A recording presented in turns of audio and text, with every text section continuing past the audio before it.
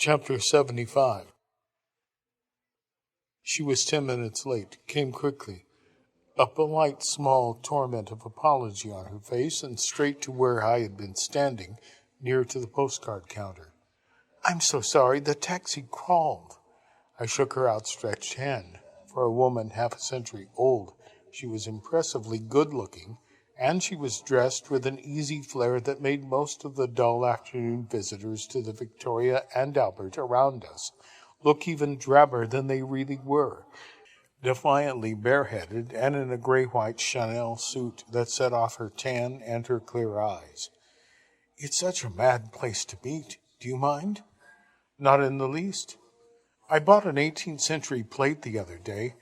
They're so good at identifying here, it won't take a moment." She evidently knew the museum well and led the way to the lifts. We had to wait. She smiled at me, the family smile, soliciting, I suspected, what I was still not prepared to give. Determined to tread delicately between her approval and my own dignity, I had a dozen things ready to say, but her breathless arrival, the sudden feeling I had that I was being fitted inconveniently into a busy day, made them all seem wrong.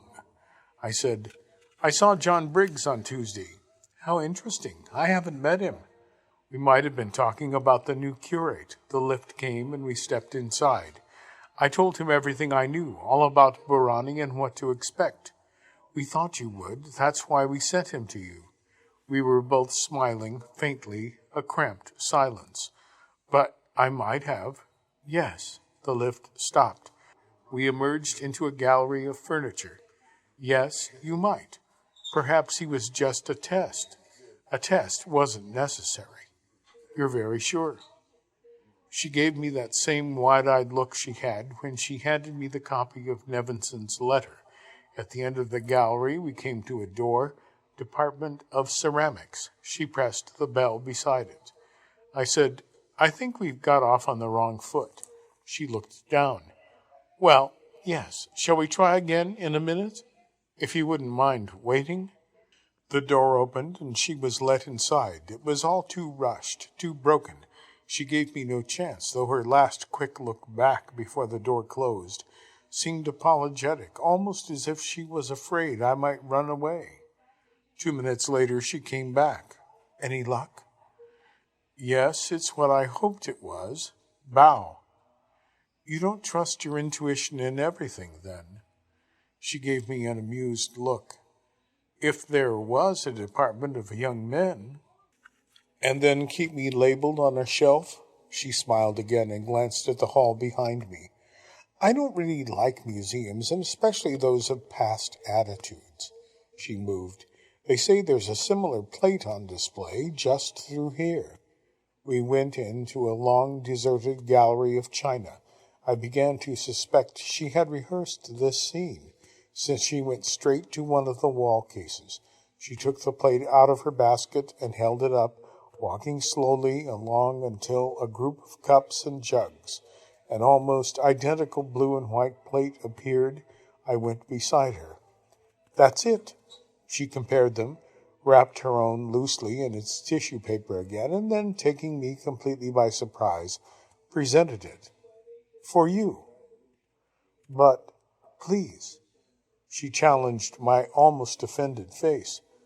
"I bought it with Allison," she corrected herself. "Allison was with me when I bought it." It was pushed gently into my hands. At a loss, I unwrapped it and stared down at a naively drawn Chinaman and his wife, their 2 children between them, eternal ceramic fossils in the center. For some reason, I thought of Preston's traveling steerage, the swell, the night wind. I think you should get used to handling fragile objects, and one's much more valuable than that. I just stared down at the inky blue figures. That's really why I asked to meet you. Our eyes met, and for the first time I had a sense of not just being assessed. "Shall we go and have our tea?" "Well," she said, "why, you really asked to meet me." We had found a table in the corner and been served. "Allison." "I did tell you." She picked up the teapot. It depends on her. And on you. No, not in the least on me. Is she in London? I have promised her not to tell you where she is. Look, Mrs. de Satis, I think, but I swallowed what I was going to say. I watched her pouring the tea, not otherwise helping me. What the hell does she want? What am I supposed to do now? Is that too strong? I shook my head impatiently at the cup she held out. She poured some milk into her own cup, passed me the jug. She had a small smile. I never take anger at face value. I wanted to shake that off as I had wanted to shake off her hand the week before, but I knew that behind the implicit condescension it was a valid statement of the difference between our two experiences of life. There was something discreetly maternal in it, a reminder to me that if I rebelled against her judgment, I rebelled against my own immaturity, if against her urbanity, against my own lack of it. I looked down. It's simply that I'm not prepared to wait much longer. Then she will be well rid of you. I drank some of the tea. She began calmly to spread honey over her toast. I said, "My name is Nicholas." Her hands were momentarily arrested. Then she went on spreading the honey, in more senses than one, perhaps. Is that the right votive offering? If it is made sincerely. As sincerely as your offer of help the other day. Did you go to Somerset House? Yes. She put down her knife, faced me. Wait as long as Allison makes you wait. I do not think it will be very long, but I can't do anything to bring her to you.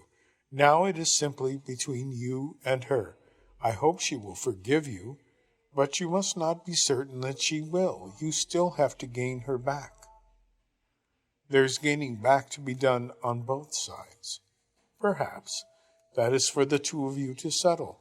She surveyed the sliver of toast in her hand a moment, then smiled up. The God game is over. The what? The God game. For a moment, there was something both fairly mischievous and sardonic in her eyes, because there is no God and it is not a game. She began to eat her toast, and I glanced past her at the busy, banal tea-room, the discreet chink of cutlery on china, the murmur of middle-class voices, sounds as commonplace as sparrows chirping. That's what you call it? A kind of nickname we use. If I had any self-respect left, I'd get up and walk out. I'm counting on you to help me find a taxi in a minute. We've been doing Benji's school shopping today. Demeter, in a department store? No? I think she would have liked them.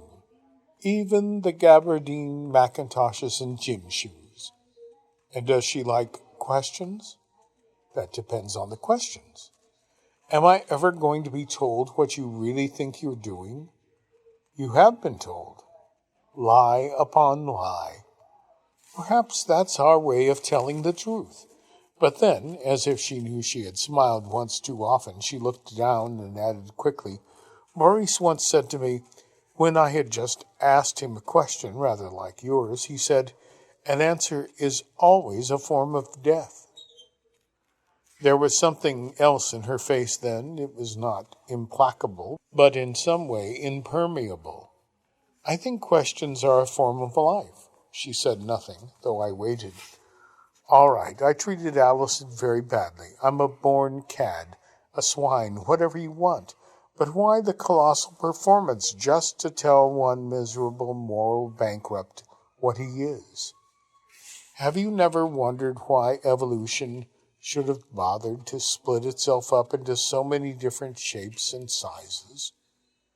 Doesn't that also seem an unnecessary performance? Maurice gave me that line. I know what you're saying in some vague metaphysical way, but I should like to be sure. Tell me. That there must be some purpose in our not all being perfect, not all the same. And what is the purpose? I shrugged.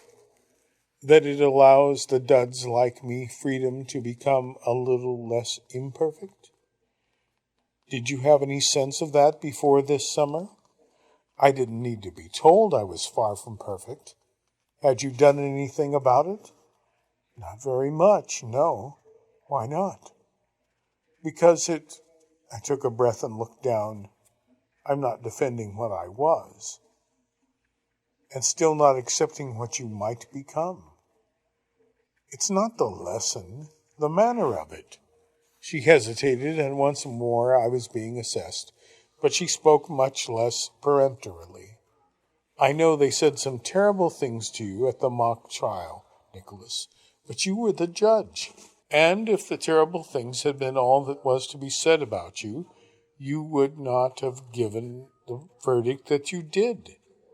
Everyone there knew that, not least my daughters. Why did she let me make love to her? I understood it was her wish, her decision. That doesn't answer my question. Then I imagined to teach you that physical pleasure and moral responsibility are two very different things. I recalled Lily's last words to me on that bed and decided I had one small secret to myself. That night had been more complex or less certain than a planned lesson, or at least it had been a lesson that went both ways. Her mother went on. Nicholas, if one is trying to reproduce, however partially, something of the mysterious purposes that govern existence, then one also has to go beyond some of the conventions man has invented to keep those purposes at bay. That doesn't mean that in our ordinary lives we think such conventions should be swept away. Far from it. They are necessary fictions. But in the God game we start from the premise that in reality all is fiction. Yet no single fiction is necessary. She smiled.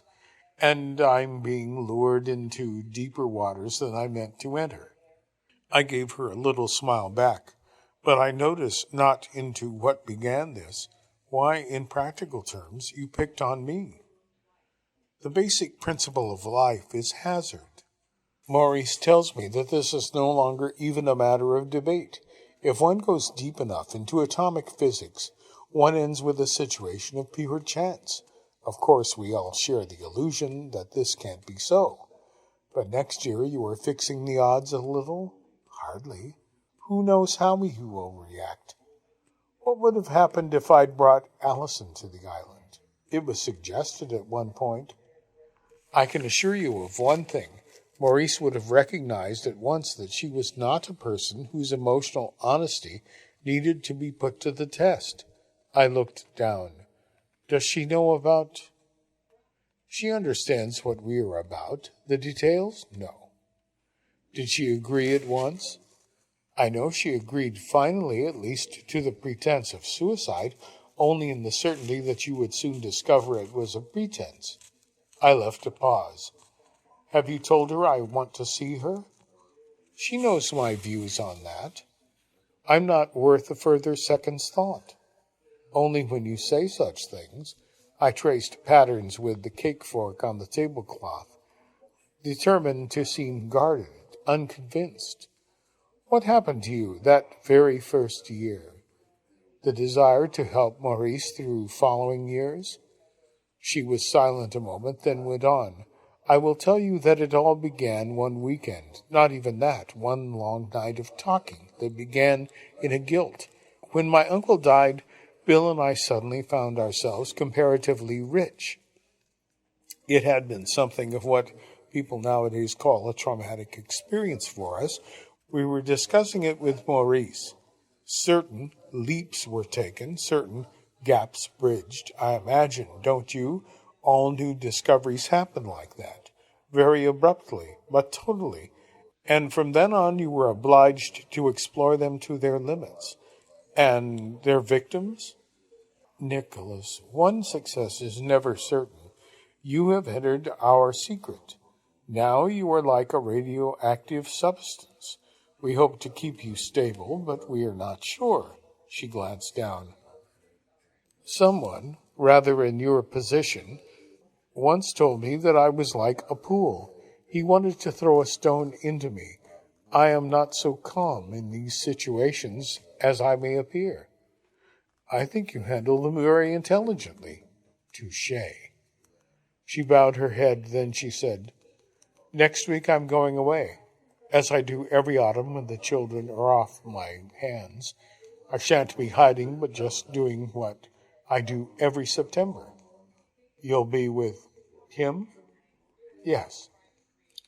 Something curiously like an apology lingered in the air, as if she knew the twinge of strange jealousy I felt and could not deny that it was justified, that whatever richness of relationship and shared experience I suspected existed. She looked at her watch. Oh dear, I'm so sorry, but Gunhild and Benji will be waiting for me at King's Cross.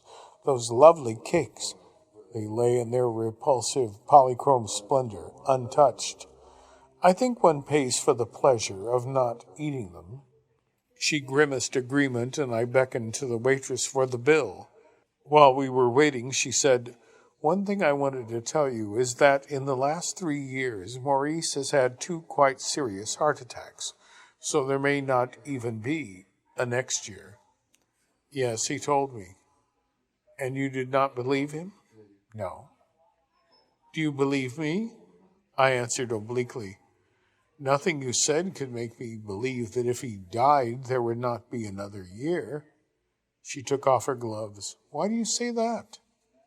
I smiled at her own smile.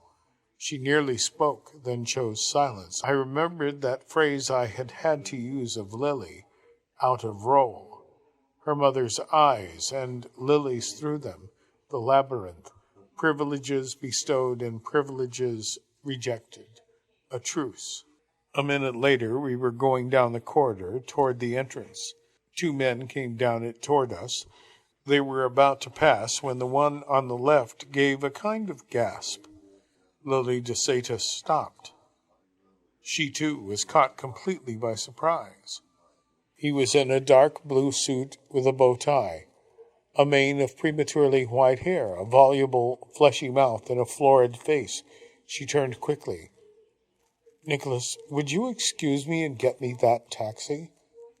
He had the face of a man, a distinguished man, suddenly become a boy again, rather comically melted by this evidently unexpected meeting into a green remembering. I made a convenient show of excessive politeness to some other people heading for the tea-room, which allowed me to hang back a moment. He was holding both her hands, drawing her aside, and she was smiling. The strange smile of hers, like Ceres, returned to the barren land. I had to go on, but I turned again at the end of the corridor. The man he was with had walked on and was waiting by the tea-room door.